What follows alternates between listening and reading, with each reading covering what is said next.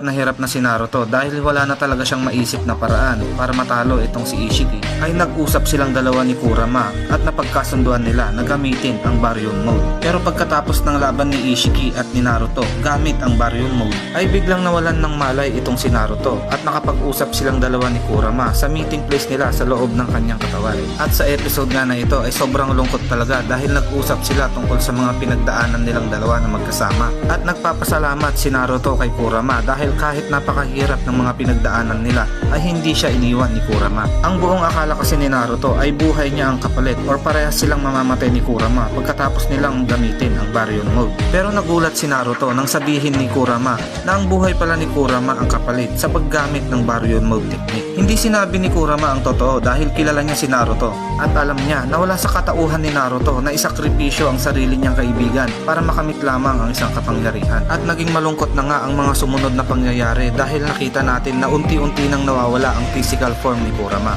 At dito nga rin na